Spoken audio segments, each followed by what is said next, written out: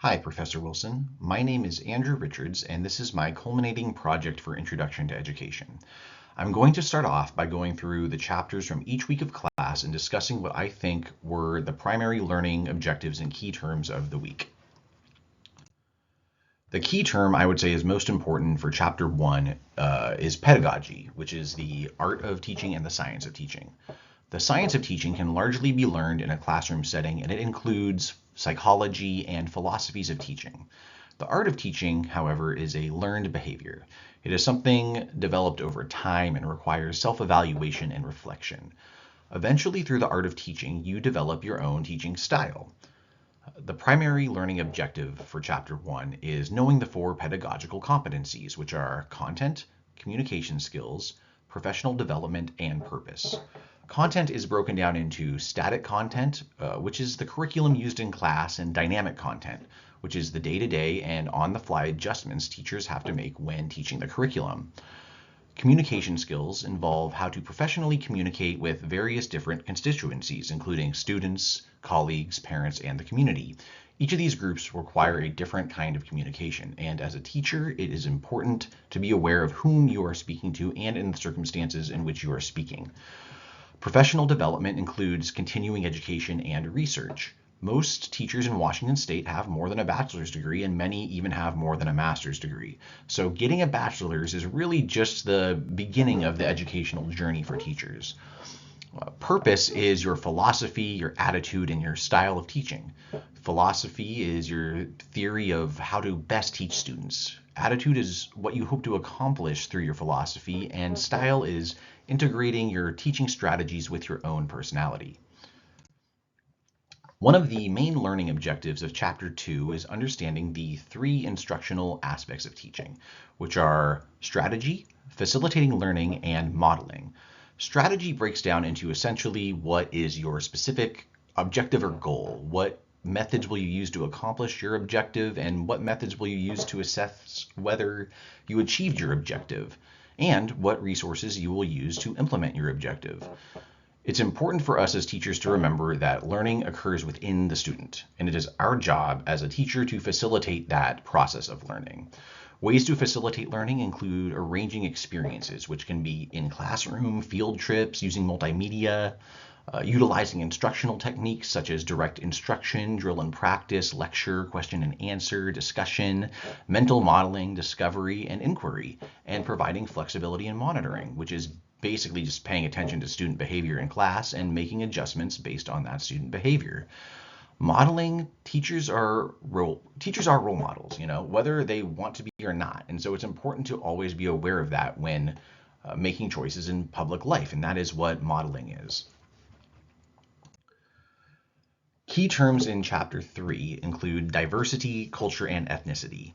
The main learning objective of Chapter 3 to me is just being aware of the myriad of structural issues within schools that minority students face on a daily basis, and using tools as a teacher to help those students overcome those issues. We as teachers need to believe that all students can succeed. We need to promote multidimensional student development, which helps to counteract the lack of cultural synchronization many students face. And we especially need to remember that no knowledge is sacrosanct. I think it's easy for everyone, including teachers, to just assume that everyone knows some basic concept, but the reality is that there are people out there who don't know. So everything should be taught with the understanding that someone may be hearing certain pieces of information for the very first time. We also need to be aware of the inherent biases that are made about gender, but made about people based on race, ethnicity, culture, gender, and ability. One bias I had before reading the chapter, for example, was just not really thinking about all the different kinds of learning, sensory, and physical diversity that teachers encounter in students on a daily basis.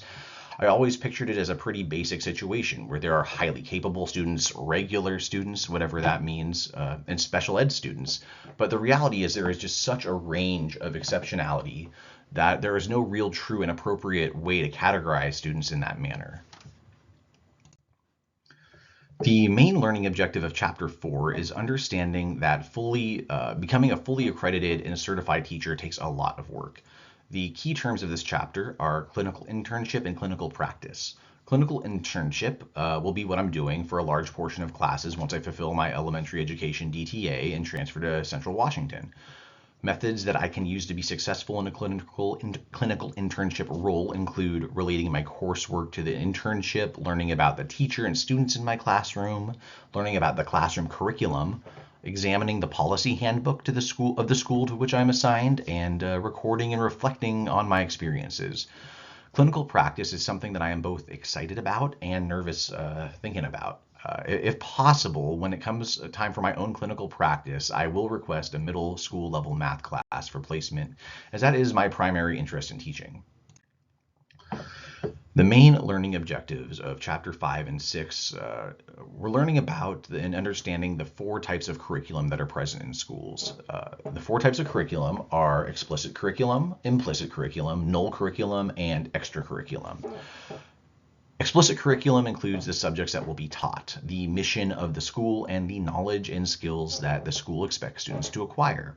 Implicit curriculum is the lessons that arise from the culture of the school and the behaviors that characterize that culture. The null curriculum is the curriculum that students are not afforded by the intentional choice of the school. And extracurriculum can be anything from band, theater, softball, student government. It's important to remember that as teachers, we are representatives of the curriculum to whom the parents and students turn for answers. The main learning objectives for Chapter 7 and 8 focus on the history of education and the different philosophical schools of education. Primarily, I focused on philosophy because while history of education is important, the philosophical practices I take with me into the classroom, that's going to be something that affects me on a day-to-day basis as a teacher. As you can see in the slide, there are many different philosophies and concepts, and there are just not enough time to go into detail on all of them. So I'm going to focus on the philosophy that I most associate with, which is modern realism. Specifically within modern realism, I am drawn to John Locke's idea of a tabula rasa, or a blank slate. When it comes to knowledge, I believe it is largely formed by experiences we have and the information we are presented as children.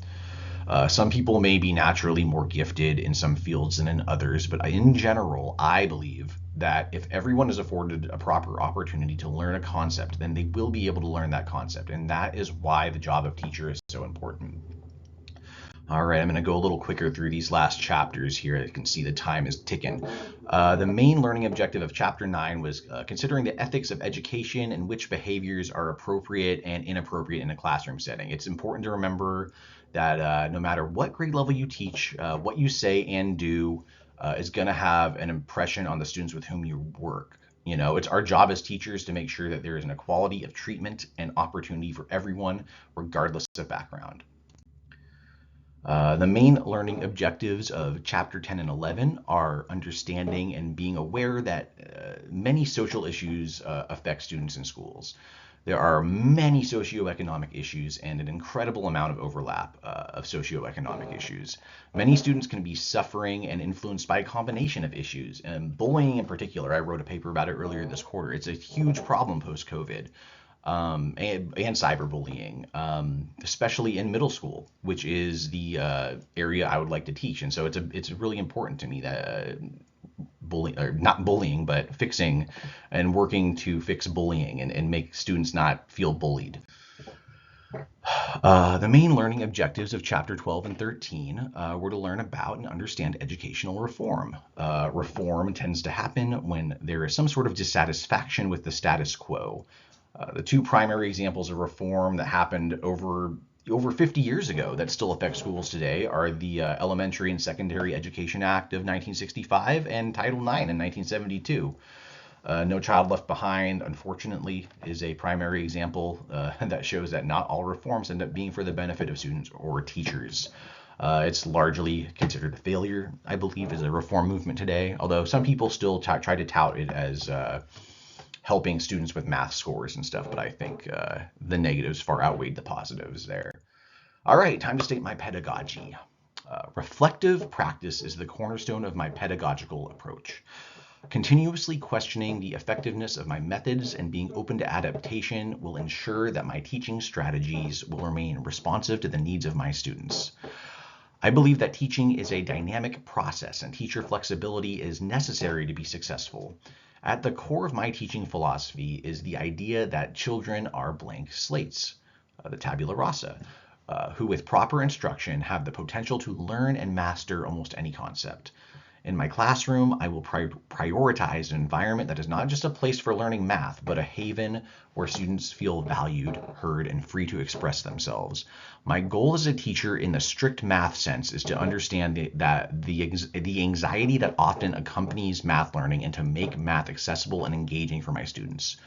I want to connect core algebraic principles of addition, subtraction, multiplication, and division to real-world application because I believe this approach will show students the relevance of math beyond the classroom. I do not believe in rigid deadlines. I believe in deadline flexibility with a reasonable grade cap on exceptionally late work. This flexibility is necessary, in my opinion, to accommodate the diverse needs and life circumstances of students. I believe mastery can be demonstrated in many ways. If a student is capable of showing mastery of a concept through formal testing, I'm not really concerned about whether they're going to turn in homework. The goal of my class is to demonstrate a level of mastery of a subject. However, if a student struggles in formal testing scenarios, I will have alternative routes for them to pass my class. If a student puts in effort, they will pass my class. At its core, my pedagogical stance is built on my belief that education is more than imparting knowledge. It is about empowering students to realize their potential, helping to build resilience, and cultivating a lifelong appreciation for learning. I think here's the 5 areas of impact. I think the area that will greatly impact me as a teacher is diversity. And what I mean by that is, like everyone else in life, I will come into the classroom with my own inherent biases about what students probably have learned or experienced in their lives. And it is my job and duty to recognize those biases, push them off to the side, and treat every student as if they are taking a math class for the first time. This is the way I have to teach math in order to catch the students who have missed out on previous mathematical concepts in earlier classes. I cannot assume that a student will tell me if they don't understand something. In fact, oftentimes a student's going to be too embarrassed to say anything at all. And it is my job as a teacher to discover these holes in their educational journey and fill them in. Every single student will have had a different experience in school upon entering my class for the first time. Some will be highly capable. Some will have exceptionalities. Many will have personal problems either at school or at home or both. My ability to understand and appreciate the diversity of every single student is what will impact me more than anything as a teacher. The region where I teach will also be a major area of impact, both financially and in terms of the students I am teaching. It is quite different to teach math in a rural eastern Washington town than it is to teach math at a high school in downtown Tacoma. That's just the fact. Those differences should be understood and appreciated. The current political educational reform of the moment will also greatly impact me as a teacher. Who knows what a destructive system like No Child Left Behind who knows when a destructive system like No Child Left Behind will be suddenly implemented again. People who often have no idea about how to best teach will constantly be telling me how to teach, and it is my job to figure out how to navigate whatever new system is thrown in front of me. The specific policies of my school and district will also be a major impact on me as a teacher and how I teach. The school may adopt a policy that I disagree with from a pedagogical standpoint. And again, it will be my job as a teacher to figure out how to navigate around that. This last one wasn't exactly covered in class because it's such a new concept, but I have to believe that the advent of AI and how it's already impacting teachers and students will only grow over the years. And by the time I become a teacher, figuring out how to navigate that new world of AI and what is ethical or unethical in its use, it's going to be a huge issue going forward.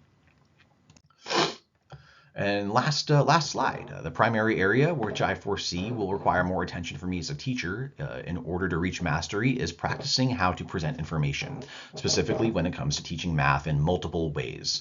I may, for example, show a class how to solve a particular equation on the whiteboard, but maybe only half the class gets it. Instead of just saying, well, that's how you do it, to be a successful teacher, I'm going to need to come up with different ways to explain to the remaining students how to solve that equation. Everyone learns differently, and my primary way of thinking about math may not work for every student, so I will need to be open and flexible, understanding when it comes to that. Another area that will require my attention relates back to my pedagogy, and that is self-reflection. I do not think there can ever be too much self-reflection. even in situations, especially in situations where I feel like I'm 100% right about something, it behooves me to really consider the situation from all angles and ask myself, what else can I do to improve the situation? And the last area that will need my attention to reach mastery is being present for students. And what I mean by that is teaching isn't just a 9 to 5 job. When I was in high school, I had to wait for a ride about an hour after school each day. There were two teachers that let me hang out with them in their classroom while I waited for a ride. And it was that time in that classroom after school that I remember. And I remember those two teachers to this day. And I don't remember anything really about what they taught me in class, but I remember that. And that is the type of teacher I want to be. And I see I'm a little over 15 minutes. I really apologize. I thought I had this timed and I did not. So, have a great quarter. Have a great next quarter. I really liked your class, Professor Wilson. I thought it was awesome, and I really feel like I learned a lot. And I really appreciate your grading style. I really appreciate just how you made us think about things that weren't related to the book at all or the education in your essays and in your forum posts. I thought that was really cool. Um, and you made us think about intentionally uncomfortable things, which I also really appreciate. So I hope you have a great rest of this quarter and next quarter, and maybe I'll have you in a class in the future. And thanks so much for listening.